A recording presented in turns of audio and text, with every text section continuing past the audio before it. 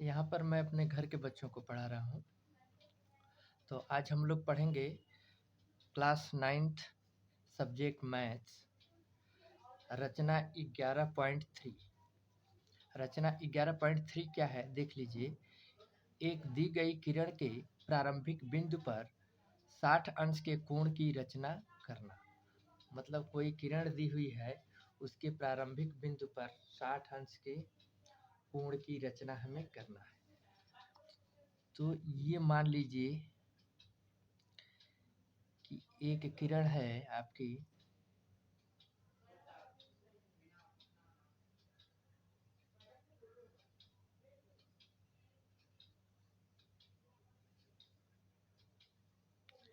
ये किरण आपकी A B है। ये किरण है आपकी ए बी, इसको ए लिख लीजिए, इसको बी। इस किरण पर 60 अंश के कोण की हमें रचना करना है इसके प्रारंभिक बिंदु पर। तो देखिए, हम सर्वप्रथम क्या करते हैं, कोई भी एक चाप लेकर के बिंदु ए पर, ये देखिए ये रख दिए बिंदु ए पर, एक कोई भी चाप लेकर के ये चाप लगाते हैं, कोई भी त्रिज्या लेकर के एक चाप लगाते हैं। देखिए ये चाप हमने लगा दिया, ठीक है। ये चाप जो है कि ए बी रेखा को या ए बी किरण को कहाँ पर काटता है, बिंदु डी पर मान लीजिए काटती है, ठीक है। अब बिंदु डी पर काटती है, अब बिंदु डी को केंद्र मान करके हम क्या करेंगे, एक चाप इसमें लगाएंगे, ठीक है। तो ये मान लीजिए कि इसको बिंदु ई पर काटता है। किस पर काटता है, बिंदु ई पर काट रहा है, ठीक है। अब ई और ए को मिलाती हुई रेखा खींच देंगे।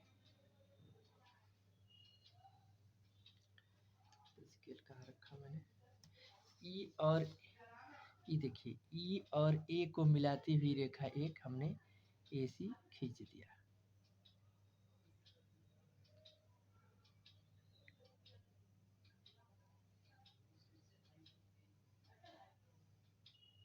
ये देखिए ये खींच दिया, ये हमने AC रेखा खींच दिया, ये को मिलाते, ठीक है। तो यही अभिष्ट कोण जो है कि CAB आपका 60 अंश का कोण, ये अभिष्ट कोण 60 अंश का कोण है। इसकी रचना देख लीजिए। रचना में हम क्या लिखेंगे, रचना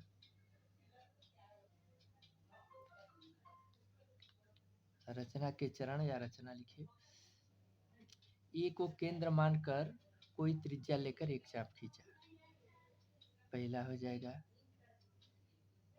ए को केंद्र मानकर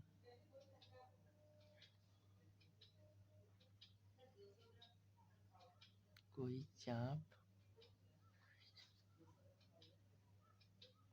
लेकर, कोई त्रिज्या लेकर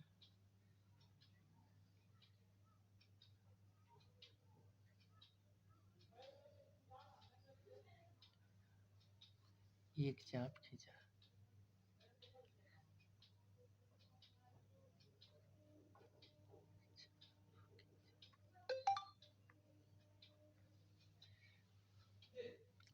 ठीक है, जो AB को D बिंदु पर काटती है, जो AB को D बिंदु पर काटती है, ठीक है। दूसरा चीज हमने क्या किया,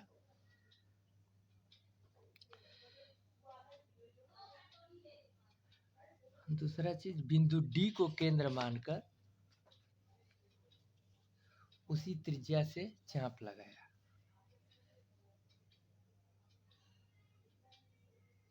बिंदु D को केंद्र मानकर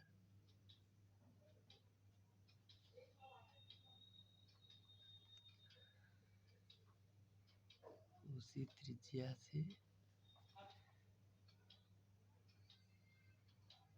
चाप लगाया। ठीक है, जो पहले वाले चाप को ई पर काटती है।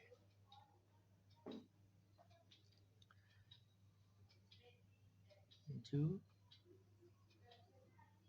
खींची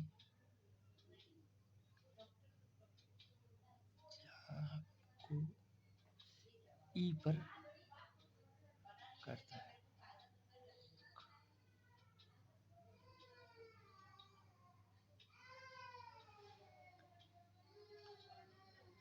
ठीक है,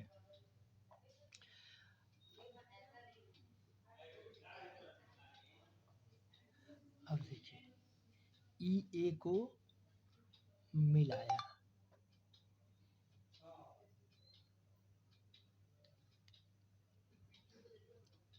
तीसरा,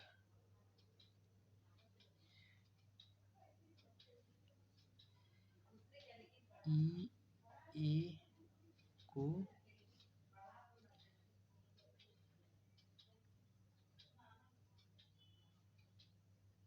मिलाते हुए किरण एसी खींचा। हमने किरण एसी खींच दिया ई ए को मिलाते हुए। अब यही कोण सी ए बी अभिष्ट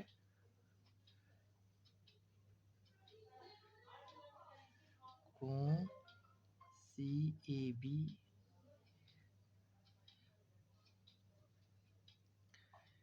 कोण सी ए बी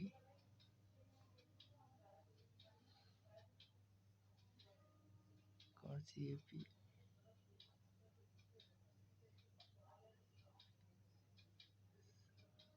अंश का अभिष्ट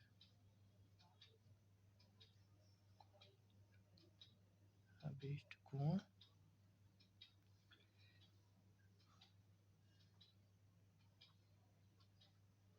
ठीक है। अब देखिए, ये अभिष्ट कोण जो है कि सी ए बी 60 अंश का है। ठीक है, अब ये देखिए कि इसका सत्यापन हम कैसे करेंगे कि ये एक्चुअली 60 अंश का ही है। इसका सत्यापन करने के लिए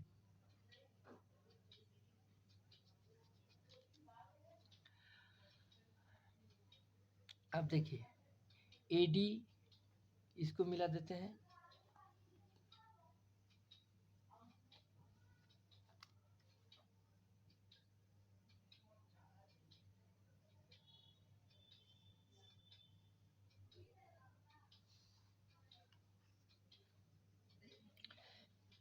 ईडी को मिलाया, ईडी को मिलाया। ठीक है, एडी बराबर डीई बराबर ए। ईडी बराबर डीई बराबर ए। ये समान त्रिज्या की चापे हैं, क्योंकि जो यहाँ से लेकर खींचे थे उसी से इसको भी काटे हैं। समान त्रिज्या की चापे हैं। ठीक है, अच्छा, अतः त्रिभुज ई ए डी क्या हो गया, ई ए डी समबाहु त्रिभुज है। समबाहु त्रिभुज है। ठीक है, अब देखिए, यह समबाहु त्रिभुज है, तो समबाहु त्रिभुज के कोण, तीनों कोणों का योग 180 अंश होता है। तो समबाहु त्रिभुज के कोण का अंश कितने अंश का होगा, एक एक कोण 180/3 है ना।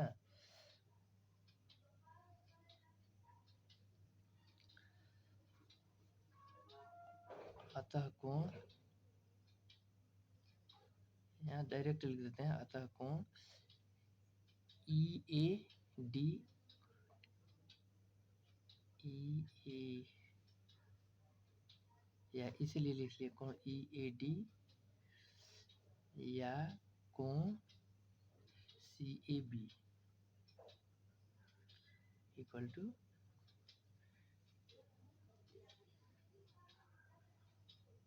180/3 कर लीजिए या डायरेक्ट 60 लिख लीजिए।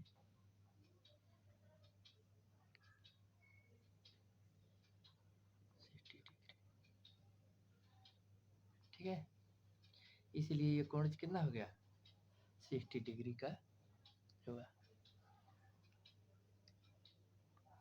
है, लिख लीजिए। ठीक है, ये खत्म हुआ। आगे देखते हैं, आगे क्वेश्चन अब देखते हैं।